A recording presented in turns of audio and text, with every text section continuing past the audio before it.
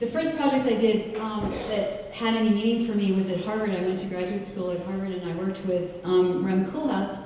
He was my thesis advisor. Rem is an architect and a cultural figure, certainly. And we did a project together called Harvard Project on the City. I was the project leader of Harvard Project on the City in its first year.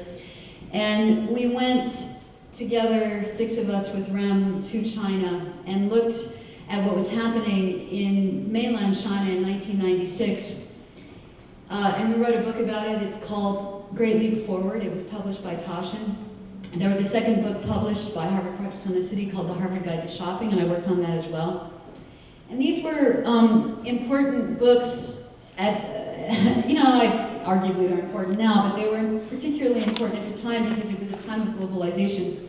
And people were starting to look at globalization as a topic. Rem in particular looked at it, and we looked at the city and the urban condition. In China at that time, Rem I think chose China partly because he considers himself a communist, and ironically, and was fascinated by what was going on in China, in South China in particular in 1996, because Hong Kong was about to revert back to Chinese rule. And Deng Xiaoping, knowing that that would happen, in 1980, announced that to get rich was glorious. So that's a shocking statement to say to people in a communist country, that to get rich is glorious. And that triggered Chinese people and the Chinese government to begin experiments with capitalism that continue to this day. Capitalism built this infrastructure in these cities in South China, and yet it's still a communist country. And so we went there to look at that, the differences between capitalism and communism, and how they would be embodied in architecture. I, in particular, lived in a city called Dongguan, which was above Shenzhen, which itself was above Hong Kong, and you can see those 3 cities together right there. I can't tell you enough, looking at this yellow map, and it seems kind of generic and kind of banal, this was the Wild West at a level that I can't even describe. The things that were going on the ground in this environment, with these experiments with capitalism among people who had never been exposed to that economic system, were so profound. People were upsetting every aspect of their lives and kind of starting over.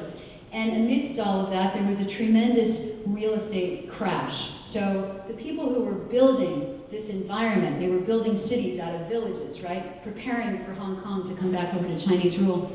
All the investors and all those buildings were built on a fragile bubble economy that was crashing by 1996 when we got there, and when I got there. Everything was failing.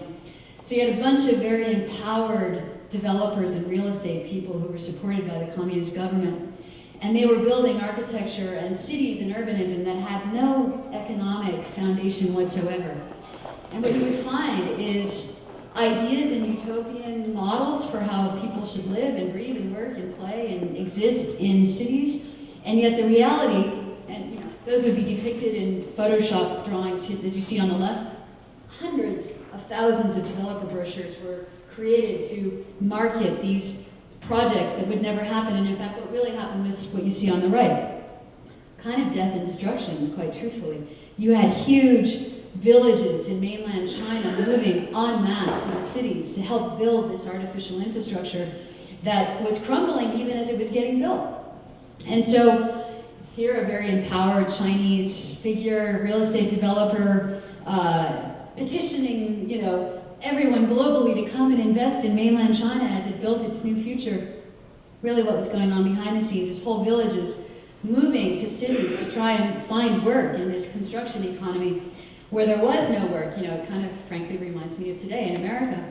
And we went there to look at this, and what we expected to find certainly was a kind of globalization that was the harbinger of what all globalization would look like. So when India turned over, it would also turn over in a fragile bubble economy, and things that would get built by these very young developers who were arguably naive would be the kind of death of the whole world. Everyone was building gated communities and rice fields all over China, and it was just artificial at every level,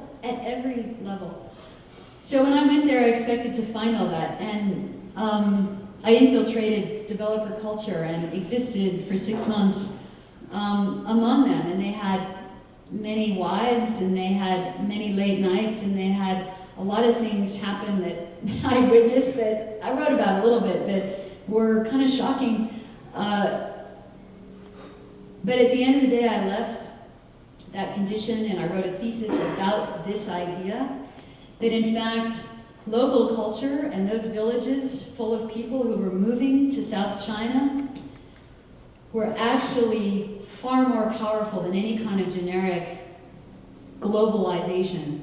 Local culture was more powerful than global culture. Small is beautiful. Village culture rules. Because what happened was, all those half-empty buildings that failed, those villagers moved into them and squatted them and built whole communities, urban communities, out of villages.